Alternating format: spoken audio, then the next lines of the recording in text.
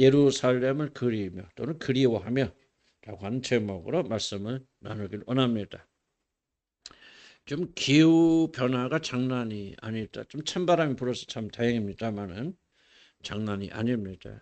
근데 단지 더운 것만이 아니라 고기압의 영향으로 더워지기 때문에 이 날씨가 더워지면 반드시 따라오는 게 있습니다. 기근의 문제입니다.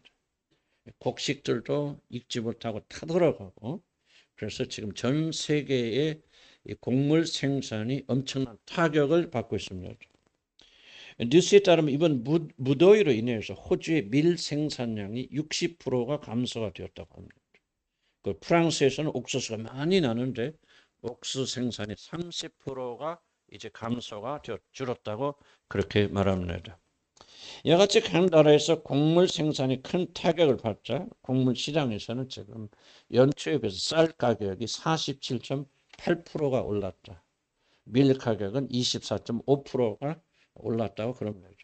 우리나라도 이제 더위가 시작되고 피해가 이어져서 우리 먹거리 가격이 많이 폭등하기 시작했습니다. 그래서 오이 같은 것은 대표적으로 3배, 지난달에 비해서 약 3배가량의 가격이 올랐다. 그리고 많은 채소들이 줄을 이어서 이렇게 가격이 인상되고 있습니다.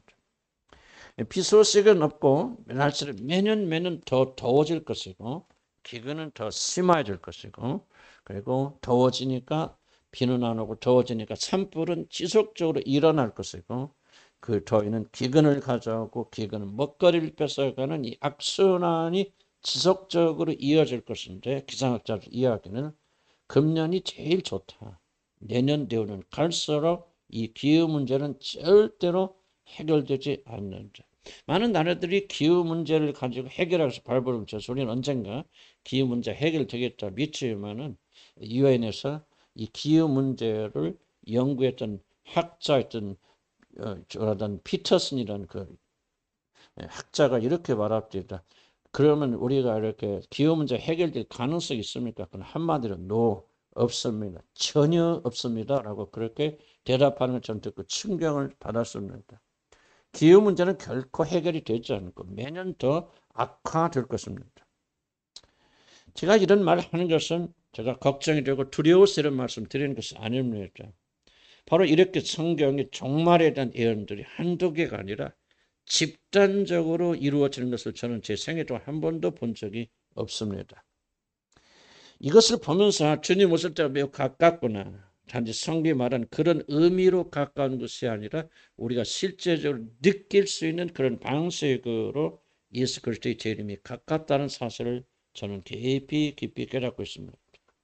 저는 목사들이 교인들의 신앙을 독려하기 위해서 종말에 대한 이야기를 가끔 가르쳤습니다. 그러나 이제는 주님의 모습이 바로 눈앞에 보이는 그런 떨리는 심정으로 종말에 대한 이야기를 하지 않을 수가 없습니다.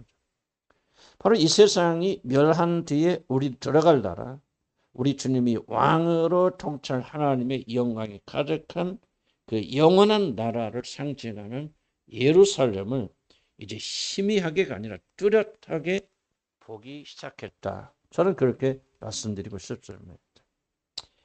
성도 여러분, 여러분 눈에 바로 그 예루살렘 성이 보이지 않습니까? 주님이 눈앞에서 우르 두드리시는 그 소리가 여러분의 귀에 들리지 않습니까? 지금은 그 어느 때보다도 그 성이 확실하게 제 눈에 보이겠습니다. 그래서 저는 두려움 가운데 이제 예루살렘을 그리며 사는 그런 삶을 살게 되기를 주님 앞에 저는 간구하고 있습니다. 이게 스피커 판에 리시버 있거든, 그 뒤에. 그 켜 있는 아니 여기 그 TV 뒤에 그걸 앞으로 내놓으세요. 그게 가려워지니까 전파가 방해되니까. 제가 이 마이크 때문에 굉장히 설교에 계속 어려움 겪고 있습니다. 그렇게 내놔보세요. 예. 이쪽으로 방향을 트시고. 그래서 저는 오늘 예루살렘을 그리며 사는 자들이 삶이 어떠해야 되는 것을 오늘 우리가 금방 읽은 시편 137편을 통해서 우리 같이 한번 나누고자 합니다. 우리 본론에 들어가기 전 저는 먼저 이 말씀의 배경을 설명하기 원합니다. 그래야만 우리는 본문을 올바로 해석할 수 있고 올바로 해석해야만이 우리는 우리들의 삶에 올바로 적용할 수 있어서 설교자의 가장 중요한 임무는 성경 자체를 올바로 해석하는 일입니다. 시편 137편은 남한국 유다가 멸망당하고 많은 자들이 포로로 잡혀간 바벨론 포로기에 기록된 시입니다. 기원전 586년에 바벨론의 느부갓네살 2세 왕은 남유다의 수도 예루살렘을 함락했습니다. 이 전쟁으로 솔로몬 성전이 불타고 우리 성벽이 다 무너졌고 그리고 유다 왕국은 멸망하고 많은 백성이 바벨론으로 끌려가는 바벨론 포로기가 시작됩니다. 바로 거기 포로로 잡혀간 경건한 하나님의 사람들이 바벨론의 한 강가에서 자기들이 두고 온 예루살렘을 그리워하며 울면서 읊었던 시가 바로 시편 137편입니다. 바벨론 포로 생활의 서러움과 하나님의 토성인 예루살렘을 그리면서 이런 눈물의 노래를 불렀습니다. 이렇게 바벨론 강가에 모여서 예루살렘을 그리워하면서 수금을 타면서 이 눈물의 노래를 부르고 있을 때 그것에 있던 바벨론 시민들, 이들을 붙잡아온 바벨론 시민들이 유대인들에게 유대에서 부르던 노래를 한번 불러보아라. 그렇게 말합니다.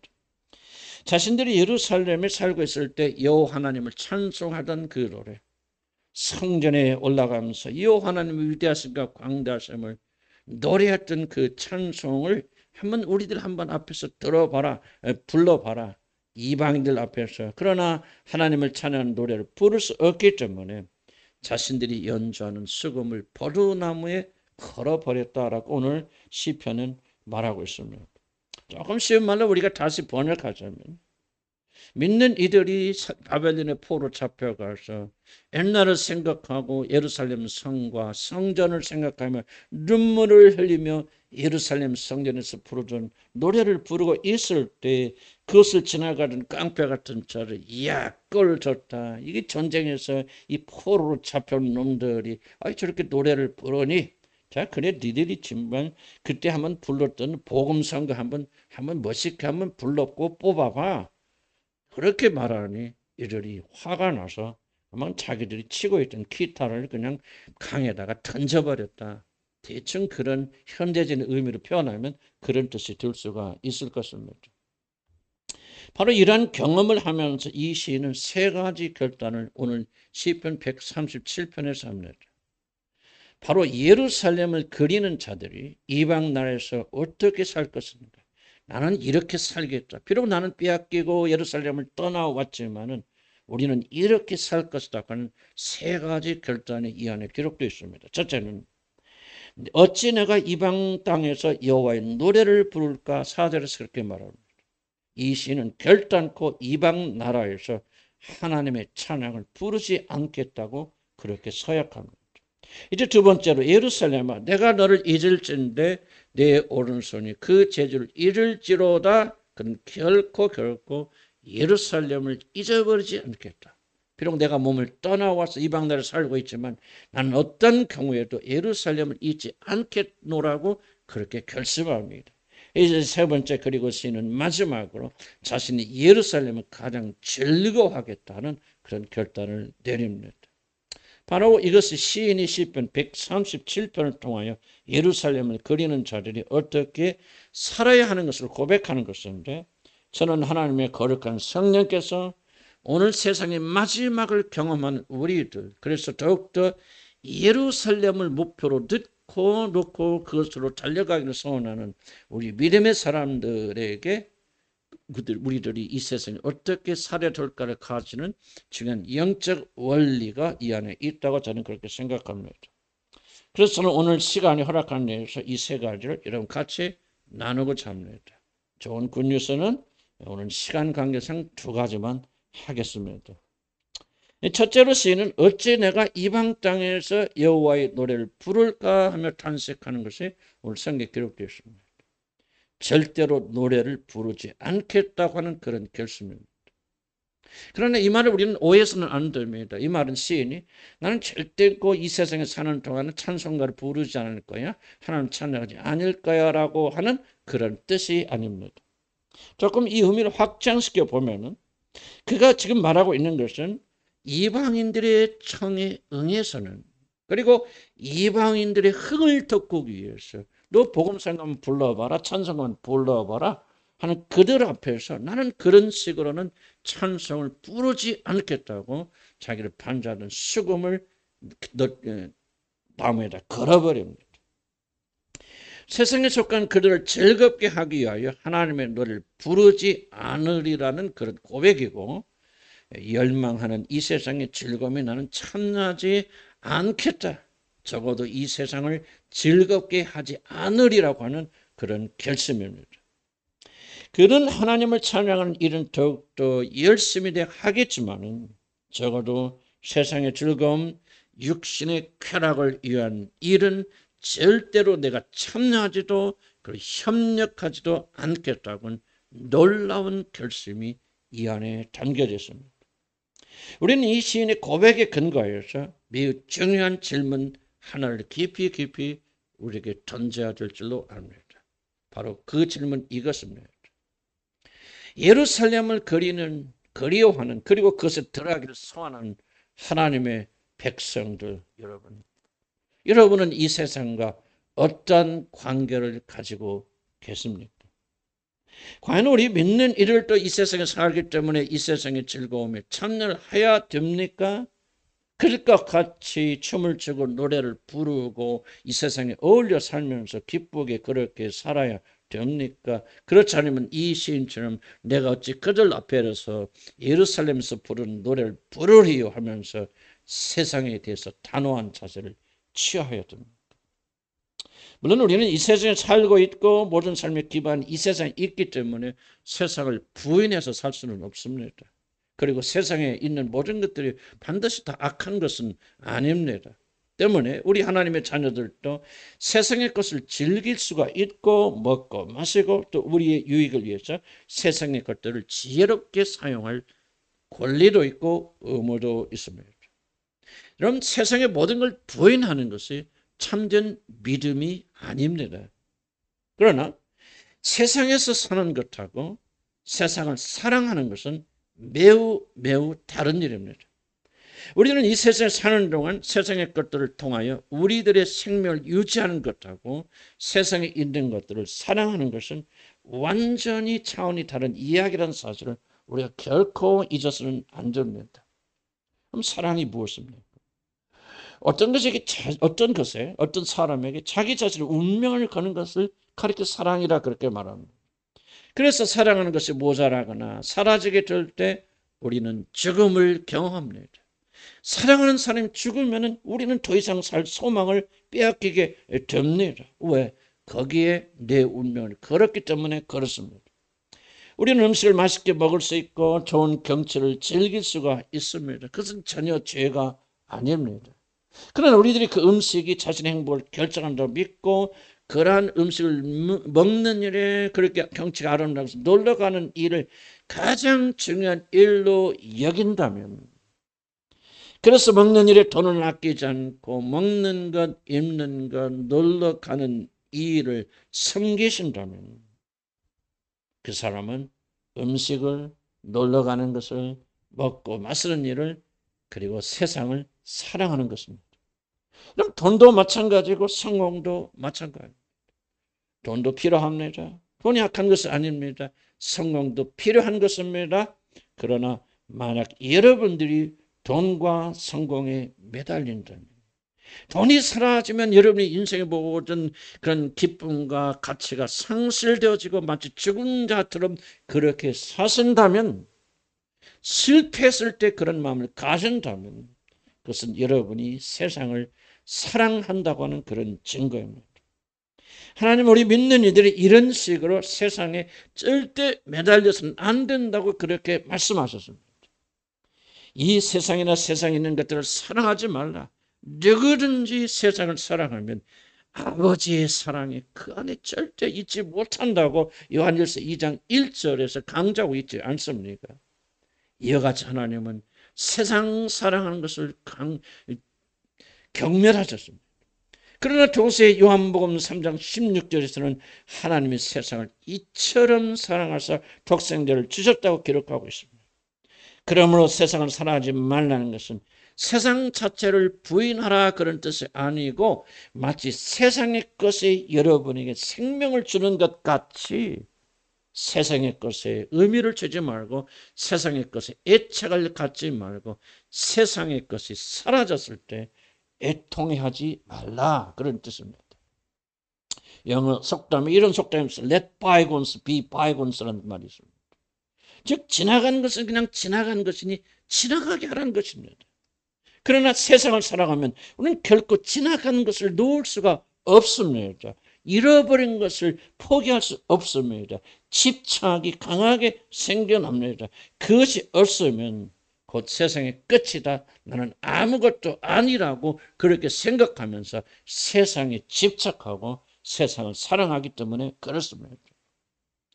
사랑하는 성도 여러분, 하나님의 도성인 예루살렘을 그리워하는 자들이 할 첫 번째 일, 그리고 가장 중요한 일이 있다면 그것은 이 시인처럼 이 땅에서는 난 결코 즐거운 노래를 부르지 않겠다고 결심하는 것입니다.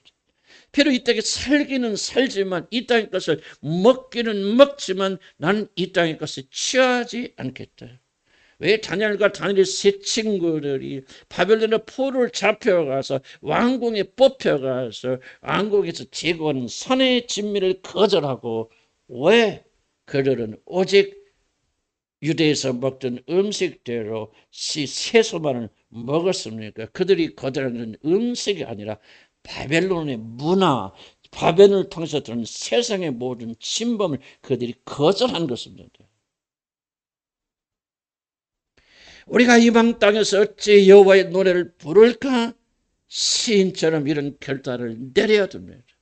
이 세상에 비록 살고 있지만 이 세상의 것을 먹고 있지만 때로는 이 세상의 것을 즐거워하지만 결코 나는 이 신령한 노래를 이 땅에서 부를 수가 없다. 이 땅의 한계를 인정하고 이 땅을 사랑하지 않기로 우리는 결단을 내려야 됩니다. 세상을 살아가지 않고 세상에 있는 그 어떤 것에 의미를 두지 않겠다고 결단한 것입니다. 먹고 입고 자고 집을 사고 여행을 가고 다 좋습니다. 그러나 그런 것들이 여러분의 의미를 주게 되어질 때, 그런 것이 중요한 것으로 여러분이 사로잡힐 때 우리는 예루살렘을 사모할 수가 절대 없습니다. 이런 결단이 없이는 우리는 예루살렘을 지속적으로 바랄 수가 없을 것이고 조금만 어려움이 오고 유혹이 와도 우리는 금방 예루살렘을 포기할 것입니다. 그런데 제가 여러분들이 주목하여 보기를 원하는 것이 하나 있습니다. 바로 시인은 이렇게 결단만 한 것이 아니라는 것입니다. 나는 노래를 부르지 않겠다 그렇게 결단만 한 것이 아닙니다. 2절에 보면은 그 중에 버드나무에 우리가 우리 수금을 걸었나니라고 이렇게 고백합니다. 이것이 무슨 뜻입니까? 나는 이방 나라에서 노래하지 않겠다. 나는 이방인들의 즐거움에 참여하지 않겠다 하면서 자신이 노래하는데 꼭 필요한 아낀 수금을 던져버렸다, 부숴버렸다. 그런 뜻입니다. 그런 마음으로만 노래하지 않겠다, 세상의 즐거움에 참여하지 않겠다고 그렇게 말한 것이 아니라 노래하는데 꼭 필요한 것을 버드나무에 걸어버렸습니다. 그래서 그는 이제 노래할 수 없게 된 것입니다. 사랑하는 성도 여러분, 이것이 있으면 나는 참으로 만족하고 행복할 거야 라고 여겨지는 여러분의 수금은 무엇입니까? 어떤 이들은 돈이, 명예가, 집이, 사업이, 사랑하는 사람이 여러분의 수금이 될 것이고 여러분의 악기가 될 것입니다. 여러분은 그것의 반주에 맞춰서 여러분의 인생이란 아름다운 노래를 불렀을지 모릅니다. 돈이 쌓일 때 여러분의 인생이 얼마나 달콤하였던가요? 남편이나 아내의 극진한 사랑을 받을 때 여러분의 삶은 얼마나 충만하였습니까? 좋은 집에 살 때 여러분의 마음은 얼마나 가득 차고 기뻤습니까? 바로 이런 것들이 지금 성경이 말하고 있는 수금입니다. 인간은 이 수금이 없으면 절대로 노래를 부를 수가 없습니다. 그런데 시는 지금 이 수금을 버드나무에 걸어버립니다. 시인은 세상이나 세상의 것을 사랑하지 않을 것이라고 결심만 한 것이 아닙니다. 그는 실제로 자기 자신의 삶을 아름답게 장식하다는 것을 버드나무에 겁니다. 왜냐하면 수금이 자기 손에 있으면 그것을 다시 잡고 다시 노래하게 하고 세상으로 돌아갈 수 있기 때문에 노래를 하는 데서 절대로 필요한 아낀 수금을 버드나무에 벌어버립니다. 사도 바울은 예수 그리스도를 아는 지식이 가장 고상하기 때문에 내가 가지는 모든 그 유익한 것이나 내가 가지는 모든 걸 다 똥처럼 여기고 쓰레기통에 버려버린다고 그렇게 말했습니다. 바로 이것이 수금을 거는 것입니다. 나는 돈의 문제나 관계 문제나 일이 잘 풀리지 않거나 어려움을 겪고 있고 어떤 실패를 경험하고 있는 분들에게 한번 진지하게 묻고 싶습니다. 하나님은 도대체 무슨 일을 여러분 안에서 행하고 계십니까?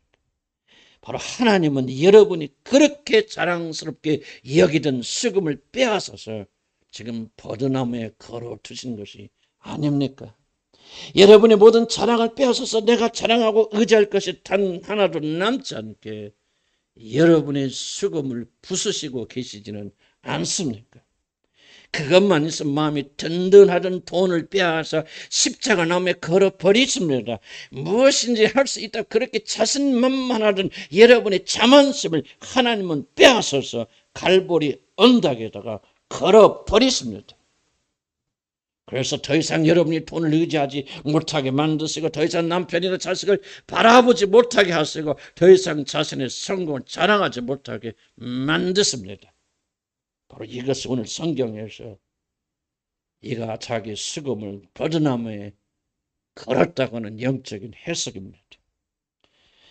수금을 빼앗겼으니 더 이상 노래할래 노래할 수가 없습니다. 돈을 빼앗기니 더 이상 교만할래 교만할 수가 없습니다. 사랑하는 사람이 등을 돌리니 더 이상 의지할 대상이 없습니다. 실패하니 자랑할 것이 없습니다. 하나님은 사정없이 여러분의 수금을 지금 버드나무에 거신 것입니다.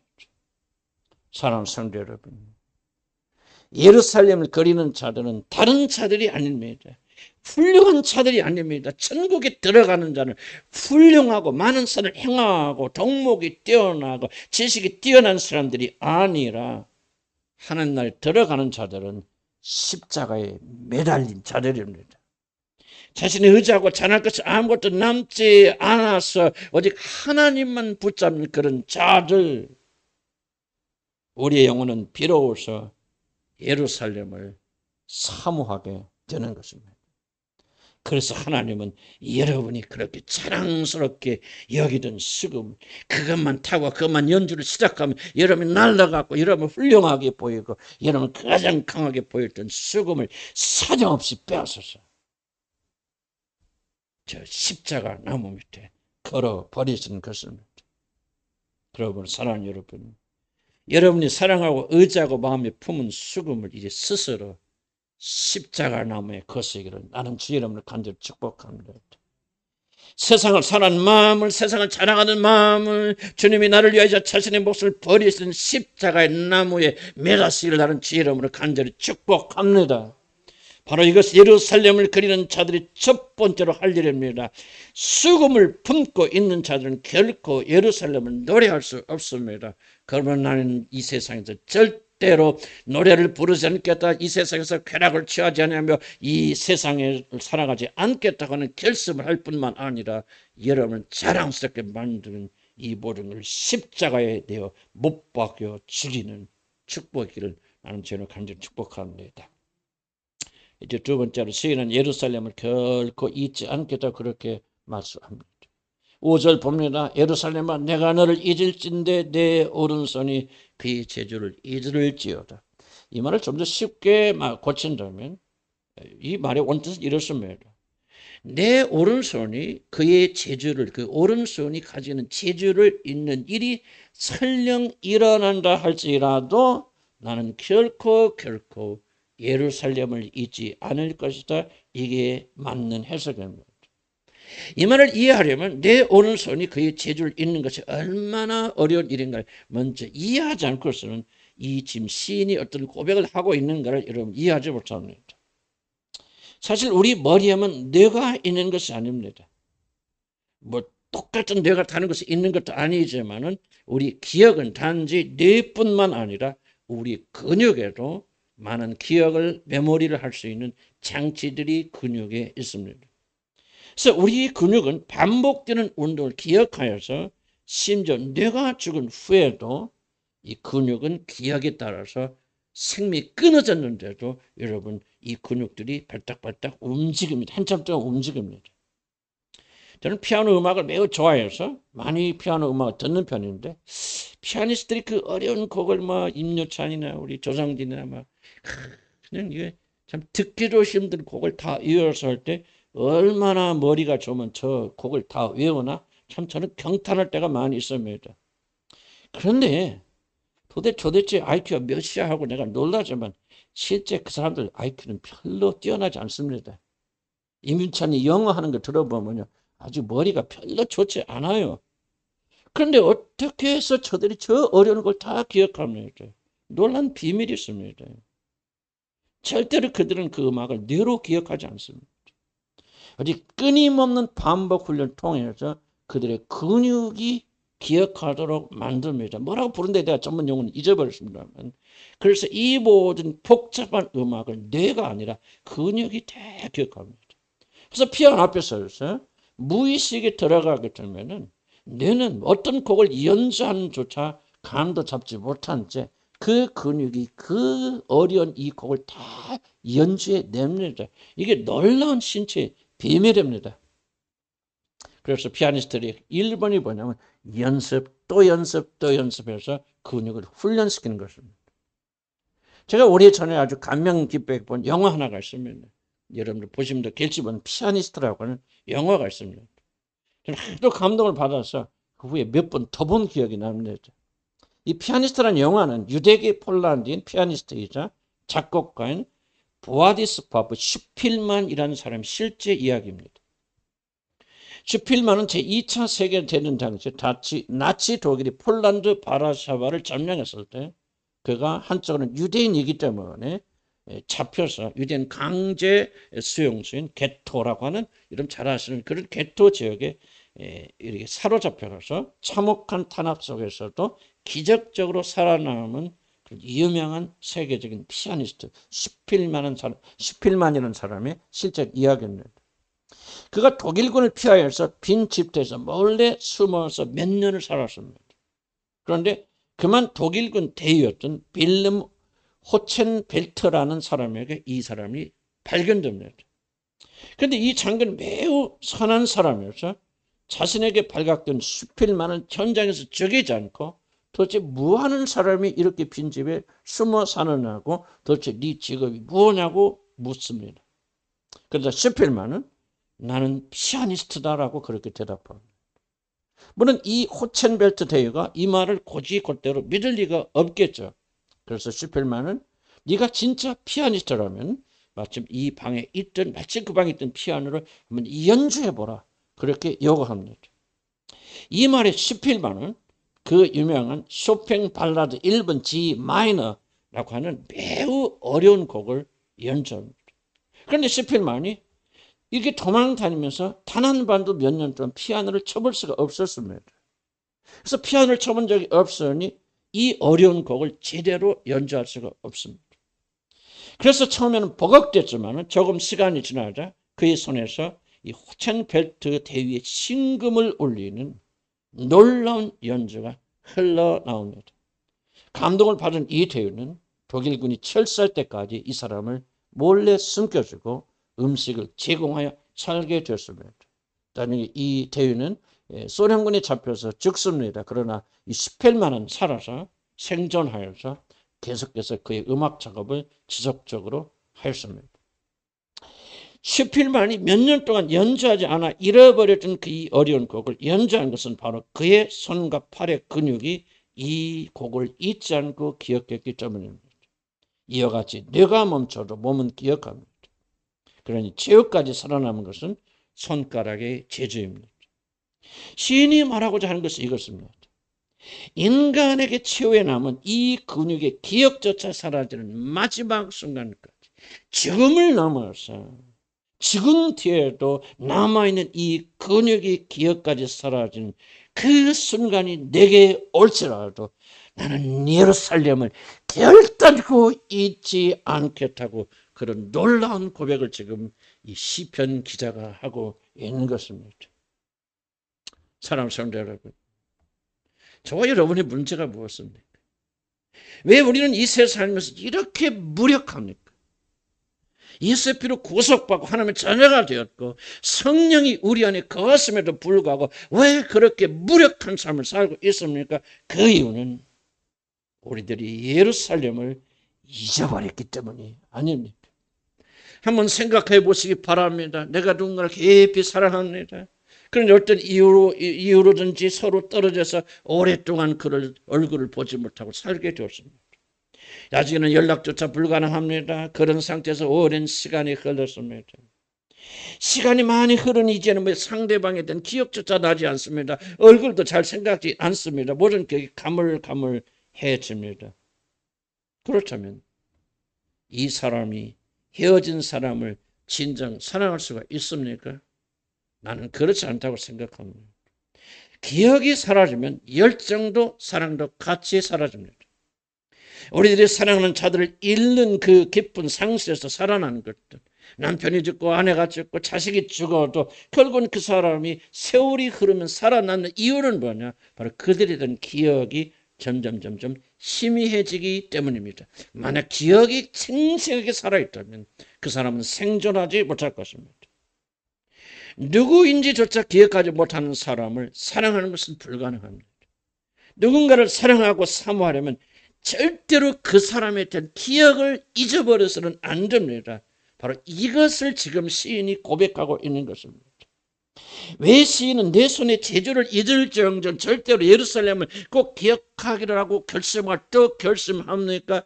예루살렘에 대한 기억이 사라지면은 자신은 더 이상 예루살렘을 사모하지 않게 되기 때문에 그렇습니다.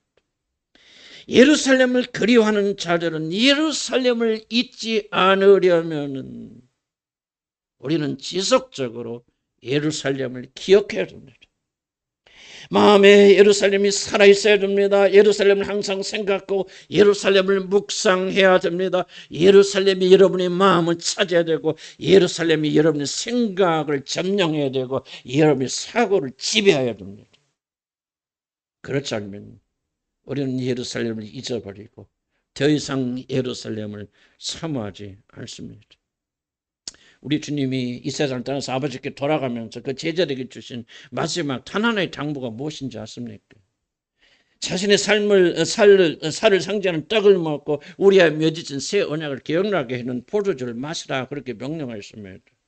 왜 주님 이런 명령을 제자들의 유일한 명령을 이들에게 주셨습니까? 그 목적이 도대체 무엇입니까? 누가복음 22장 이렇게 말합니다. 또 떡을 가져 감사 기도하시고 떼어 그들에게 주시며 이르시되 이것은 너희를 위하여 주는 내 몸이라 너희가 이를 향하여 나를 기념하라 고 말씀하십니다. 이 명령의 목적은 나를 기념하라. 기념하라는 뜻이 무엇입니까? 나를 잊지 말라 그 뜻입니다. 시간이 흘러 그리스도에 대한 기억이 희미하여지면 이제 다시 오실 그리스도 그리고 그가 가진 하나님의 나라 참된 예루살렘을 기대조차 않고 바라지 않을 것을 너무나도 잘 아셨기 때문에 너희들은 나를 잊지 말고 내가 너에게 행한 일을 잊지 말고 모일 때마다 기억하고 기념하라 그렇게 명령하신 것입니다. 우리 주님은 잘 하셨습니다.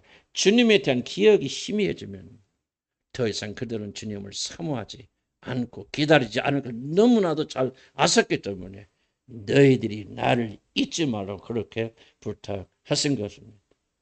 이제 신이 나는 결코 예루살렘을 잊지 아니하리라. 내 근육이 제주를 잊어버리는 그런 일이 일어날지라도 나는 결코 예루살렘을 잊지 아니하리라고 또 결심한 이유는 예루살렘을 그리고 예루살렘의 주인 되신 하나님 아버지 우리 주 예수 그리스도를 잊어버리지 않기 위해서 그러는 것입니다. 사랑하는 성도 여러분, 예루살렘을 기억하시길 주는 그런 축복합니다. 이 세상에 그 무엇보다 예루살렘을 기억하시길 저는 그런 축복합니다. 우리는 지나간 상처는 잊지 않습니다. 30년, 40년, 50년 전에 일어난 상처도 여러분 잊지 않고 디테일 하나하나를 다 기억하고 살아내야 돼. 그런데 우리들이 사모해야 될 사모해야 예루살렘을 잊어버렸습니다. 처음에 은혜 받을 때는 예수 믿는 뜨거운 기억이 있었습니다. 그러나 시간이 조금 흐르자마자 우리는 그분의 얼굴조차 기억하지 못하고 그분이 어떤 일을 행하시는지조차 기억하지 못합니다. 예루살렘을 잊어버렸습니다. 그래서 우리가 이렇게 사는 것입니다. 시인은 이런 꼴을 당하지 않겠어. 이런 비극이 일어나지 않도록 나는 예루살렘을 결단코 잊지 아니하니라. 내 손에 재주를 잇는 그런 일이 일어난다 할지라도 나는 예루살렘을 결코 잊지 아니하리라고 그렇게 고백하고 결심하고 결단하는 것입니다. 예루살렘을 항상 기억하십시오. 바로 이것이 예루살렘 바라는 자들에게 준 두 번째 당부입니다. 도대체 무엇을 잊지 말라고? 예루살렘을 기억하고 예루살렘을 잊지 않는다는 말은 도대체 무슨 뜻인가? 나는 두 가지가 있다고 생각합니다. 첫째는 우리 자신의 비참함과 그런 자를 구원하신 그리스도의 사랑, 즉 예루살렘에서 일어난 놀란 사랑의 스토리를 잊지 말아야 될 이중적인 이야기. 내 자신의 비참함, 내 자신의 죄인됨, 내가 얼마나 흉측한 사람인 것을 잊지 말아라. 두 번째, 그런 자를 사랑하시는 하나님의 놀라운 사랑을 잊지 말아라. 이것이 나는 이 안에 담겨진 뜻이라고 그렇게 생각합니다. 한번 생각해 보시기 바랍니다. 여러분이 저 옛날 여러분이 구원받을 때가 있었습니다. 구원의 감격을 누릴 때가 있었습니다. 그때 예수님만 생각하면 콧물을 흘릴 때가 있었습니다. 도대체 그 이유가 무엇이었습니까? 저도 처음 구원 받을 때 구원의 감격 속에 있을 때 6개월을 울면서 교회 다녔습니다. 교회 가는 버스 안에서 나는 구원의 감격에 눈물을 흘리면서 그리고 다녔습니다. 내가 하나님의 자녀가 되었다는 사실에 너무나도 감격스럽기 때문입니다. 그런데 이런 중요한 질문을 던져야 됩니다. 왜 그렇게 감격스러웠습니까? 내가 감격했던 것은 바로 나 같은 죄인을 주님이 자신의 목숨을 바쳐 구해 주셨다는 그 사실 때문에 내가 감격한 것입니다. 만약 그때 내 자신은 그렇게 흉측한 죄인이 아니야, 내가 죄인됨을 깨닫지 못하였다면 그런 나를 위해서 예수가 죽었다 한들 나는 감격하지 않았을 것입니다. 나의 모든 감격이 어디서 왔느냐? 내가 죄인됨을 깨닫고 내가 정말 죄인의 괴사라는 사실을 깊이 깨닫고 나같이 흉측한 죄인은 그 어떤 것을 구원받지 못할 더럽고 추악하고 태어나서 죄만 지은 죄인의 괴사라는 사실을 깊이 깨닫게 되어졌을 때 바로 그리스도의 사랑에 기쁜 감격에 내가 사로잡혔던 것입니다. 사랑하는 여러분, 왜 요즘 여러분의 눈물이 마르고 여러분 구원의 감격이 사라졌습니까? 여러분이 얼마나 큰 죄인입니까? 어디서 구원 받았는가를 여러분이 잊어버렸기 때문이 아닙니까? 그리스도께서 십자가에 달리시는 것이 바로 나 자신의 정직한 죄를 위해서 달리셨던 사실을 여러분 망각해버렸습니다. 예수 이야기를 들을 때마다 십자가 이야기를 들을 때마다 저부터도 마음속으로 무의식적으로 저건 나를 위한 이야기가 아니라 저 사람 저 악한 사람을 위한 이야기지 그렇게 생각하면서 바로 내 자신의 죄 때문에 그분이 죽으셨다는 사실을 까맣게 잊어버리고 말았습니다. 하나님의 십자가를 달리셨다는 사실을 새까맣게 잊어버렸고 말았습니다. 그러니 감격도 사라지고 기쁨도 사라진 것입니다. 우리는 우리 자신이 어떤 죄인이었는가? 지금도 그런 죄인은 아닙니다. 변화됐으나 언제 새로운 사람이 되어졌습니다. 그래서 감사와 감격을 가지고 있어야 됩니다. 그러나 동시에 우리가 예루살렘을 잊지 않으려면 어떠한 죄에서 나를 건져주셨는가? 어떤 죄인이었는데 주님이 나를 이런 자로 만들어 주셨는가?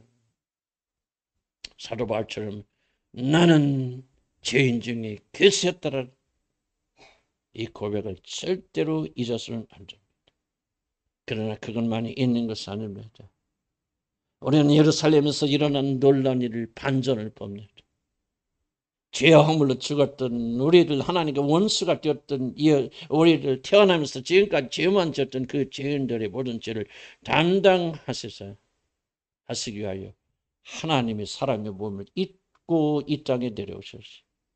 내가 올라가 저가를 저지 십자가 스스로 오르셔서 내 대신 죽으심으로 말미암아 우리의 모든 죄를 사하시고 우리를 의롭다 하실 뿐만 아니라 우리를 하나님의 자녀 삼아주셔서 우리에게 가장 고귀한 성령을 선물로 주신 그 놀란 사랑의 스토리를 합니다. 이것은 예루살렘에서 일어난 일입니다. 이것이 바로 예루살렘을 기억하는 것은 다른 것이 아니라 예루살렘에서 일어난 이 놀란 사건을 잊지 않고 감사하고 감격하는 것입니다. 구원을 받은 죄를 잊어버린 것이 아닙니다. 구원의 확신이 든 다음에 쓰레기통에 버려버리는 것이 구원의 확신이 아닙니다. 우리가 매일 매 순간마다 나는 어떠한 죄인이었으며 그런 죄인을 위해서 하나님이 어떠한 일을 행하시는가를 기억하고 감사하고 감격하는 것이 예루살렘을 잊지 않는 것입니다. 물론 시인이 이것을 다 이해하지 못했겠죠. 그러나 신약성들은 이것을 이해합니다. 예루살렘을 기억하는 것이 도대체 무슨 뜻인가를 우리는 알게 됩니다. 예루살렘에서 어떤 일이 일어나는 것을 잊지 말라 그 말입니다. 십자가에 달리신 그분이 왜 십자가에 달리셨는가를 절대로 망각하지 말라 그 말입니다. 바로 십자가에 달리신 이는 내가 그리스도가 아니라 내 자신이었으만 함에도 불구하고 하나님의 어떤 사랑으로 우리를 구원하셨는가를 도무지 잊지 말라 그 말입니다. 이것을 잊어버린 순간 우리는 예루살렘을 잊어버리고 관심 갖지 아니하고 우리는 세상에 나가서 사람과 똑같은 그런 삶을 살게 됩니다. 이것이 우리들의 모습은 아닌가 저는 참 두렵습니다.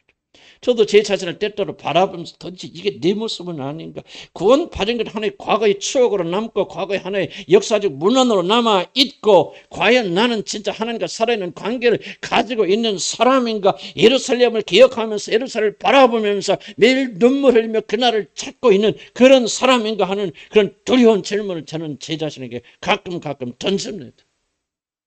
사랑하는 성도 여러분, 이 시인의 고백을 가볍게 여기지 않기 바랍니다. 나는 결단코 이 세상에 사는 동안 즐거운 노래를 부르지 아니하리라. 나는 결단코 세상에 섞이지 아니하리라. 세상 사람과 같이 놀고 웃고 먹고 마시고 그런 일을 하지 아니하리라. 매일 결단하고 또 한편 나는 결단코 예루살렘을 잊지 아니하리라. 내 오른팔이 체질을 잊어버린다 할지라도 내 근육에 축적된 모든 기억이 사라지는 그 순간에도 나는 결단코 예루살렘을 잊지 아니하리라.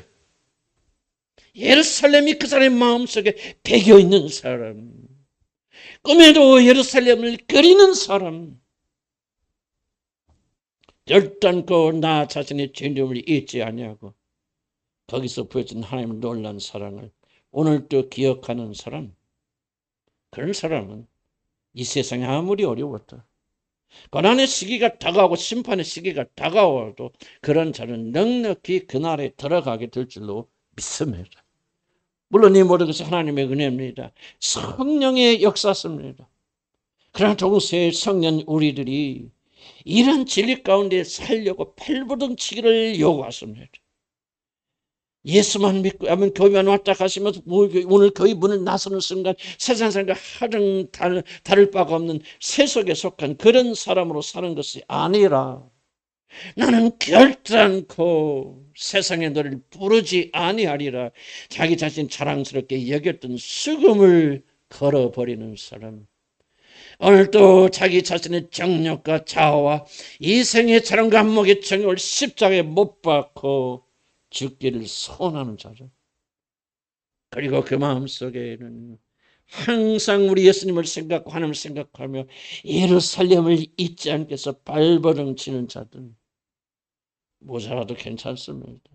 실패해도 괜찮습니다. 하나님 보시기에 형편이 없어도 괜찮습니다. 그러나 바로 그런 자들, 예루살렘을 잊지 않겠어 발버둥을 치는 자들, 그들이 결국 그 예루살렘에 앉게 될 줄 믿습니다. 나는 여러분 가운데 한 명도 실패함 없이 우리 주 성령께서 여러분이 인도하셔서 시편 137편의 시인이 고백한 것처럼 나는 결단코 이 세상에서 노래를 부르지 아니하리라. 오늘도 여러분이 자랑스럽게 여기는 모든 육신의 자아를 육신의 수금을 십자가에 못 박아버리고 나는 오직 그 예루살렘을 향해 가리라. 그분을 바라보리라. 그 나라를 향해 가리라.